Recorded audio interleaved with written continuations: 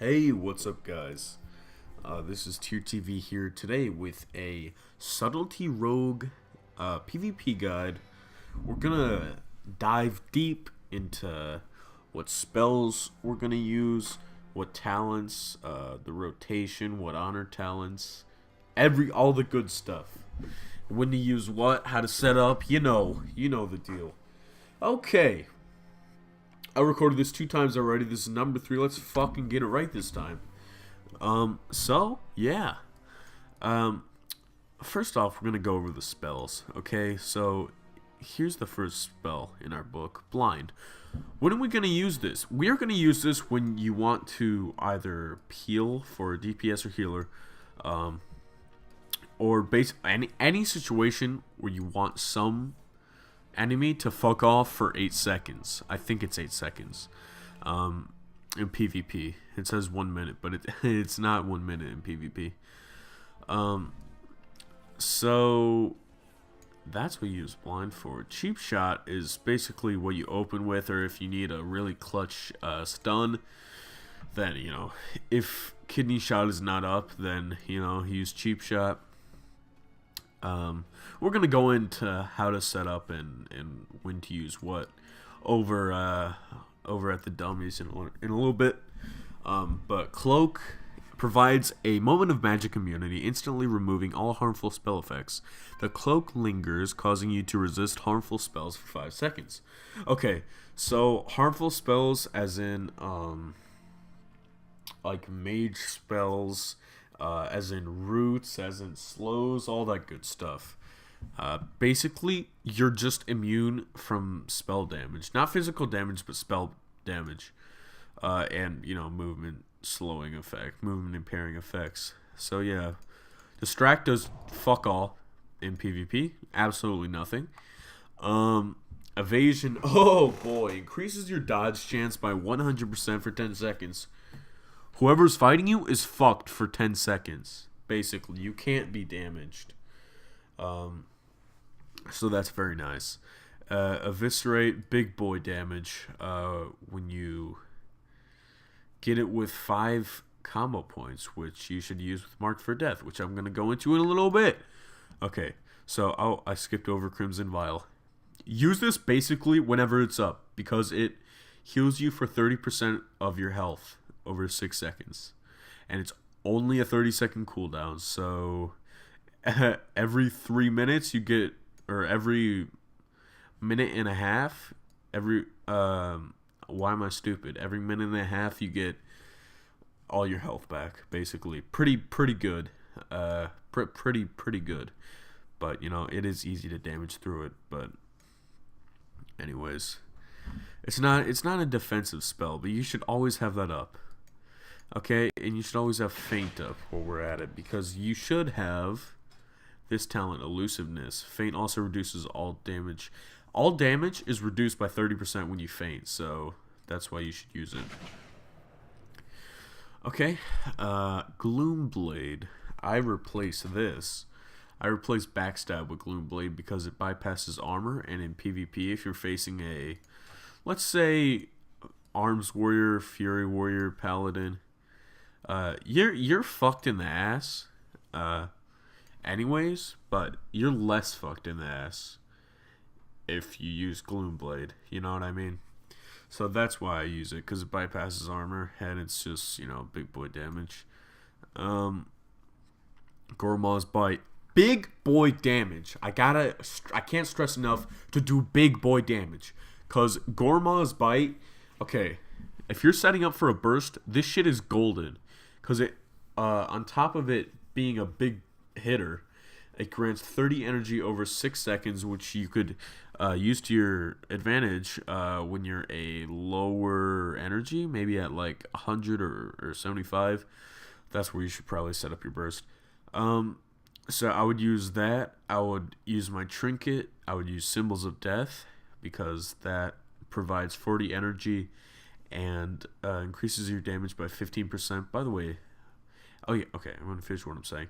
And then go into Shadow Dance, and then do your Big Boy Burst, which I will show you in a little bit. Kick, you know what that is. Interrupts spell. Kidney Shot. 6-second stun, basically. 20-second cooldown. Mark for Death. This is a talent. What you want to use it for is Big Boy Bursting. That is a free goddamn eviscerate. Why would you not do that? Free, like, 700k damage. I think you can crit, like, 1.5 mil. Pretty good. Okay, Nightblade, you should always have this up because it increases the damage you deal by 15%, and it's a dot, which is a decently hitting dot. Picklock, Pickpocket, Sap, you know what that is. Not really going to be used unless, you know, unless you're sapping someone before the fight. Shadow Blades. Every time you do backstab or literally anything that generates a combo point, you get an additional combo point, which is really good for bursting. Once again, it's good for bursting. It increases your damage, but it can I don't normally use it during my burst because you get so many combo points as it is. But okay, so Shadow Dance lets you use stealth abilities while you're not stealthed, basically. So that's what that does. So you can just Shadow Strike, Shadow Strike, Shadow Strike. Okay, that's what you do in Shadow Dance. I do Shadow Strike, Nightblade, Shadow Strike, Eviscerate, and then it's normally over. But still, that is big boy damage. Or I would do Shadow Strike, Eviscerate, Shadow Strike, Eviscerate. Okay, so another thing. You get like a 65% increased damage from, I think it's 35% crit. Yeah. Oh, no, 30%. No. All damage you deal is increased by 30%. And where is it? Okay, and critical strike chance is increased by 35%. So that's 65% damage increase when you are just in Shadow Dance, straight up. So what I would do is, before I would go into Shadow Dance, I'd make sure you're decently high energy and, oh yeah, and have full combo points so you can just Shadow Dance, Eviscerate, maybe do a little Mark for Death, Eviscerate, goddamn big boy damage. I'm telling you. So yeah, next on the list is Shadow Step. You just teleport to your target. Very useful. Shadow Strike, ambush, basically. Shuriken Storm, you're not gonna really be using that. Shuriken Toss, if you're getting trained really, really hard. Shit, not trained. If you're getting peeled really hard and you're far away from the one you want to be attacking, don't just sit there and run. Use Shuriken Toss because it's range damage and you can get your combo points up. Okay, Sprint removes. Okay, with this talent, a sprint suppresses all movement impairing effects for 4 seconds when used. So you're basically, you run as if there's no movement effects on you. So basically, it's a Cloak of Shadows for roots and movement slowing effects for 4 seconds, and you run really, really fast. You go Sonic speed. Okay, stealth. If you're a rogue and you don't know what stealth is, there is something wrong with you. Okay. Symbols of Death. I already explained that. Tricks of the Trade. You're not going to use that. Vanish. Okay, you're going to use that to rid yourself of roots and yeah, harmful effects. It does it.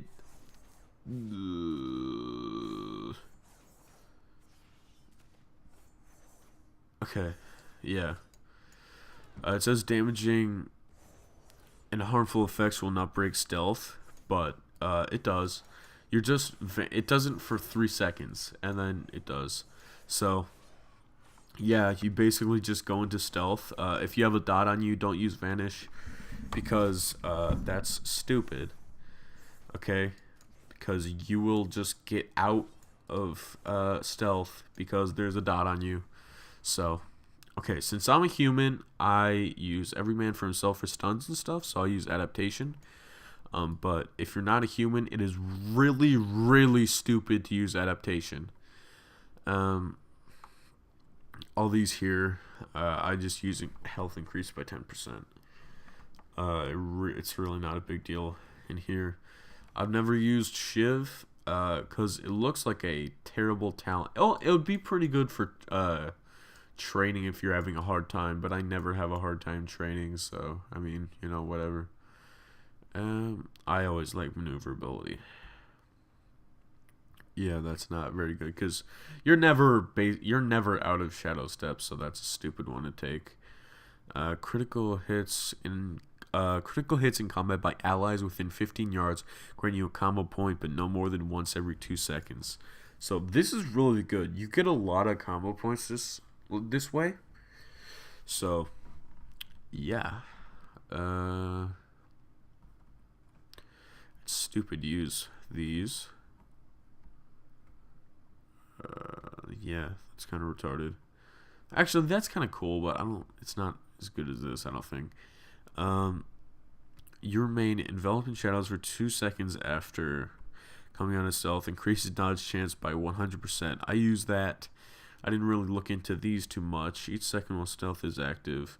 This is better than that, I think. When activated, your next cheap shot or shadow strike will deal 10% of the target's total health and shadow damage. Damn, that's not too bad, but this is still better. Okay. Well, Phantom Assassin, like I was showing you before, increases Shadow Dance's critical strike by 35%. Cooldown of your Vanish spell is reduced. Your damaging is increased by 10%, but your maximum health is reduced by 15%. That is stupid. Because it reduces your health, and you don't have that extra damage in Shadow's Dance. This I've never used, but allows access to stealth-based abilities. Stealth-based abilities? Fuck off. Stealth-based abilities. Okay? Basically a third Shadow Dance. That's stupid. Because you have Shadow Dance. Okay. Now, let's show you this stuff in action. Because you're going to want to do this in action. You don't want to just learn about the rogue class. You want to actually fuck shit up, dog. So, I'll show you on this dummy right here. Let me reset SCADA. Okay, so what I want to do to open up is Shadow Strike, Symbols of Death, Shadow Strike, Shadow Strike. Always get that knife blade on there, okay?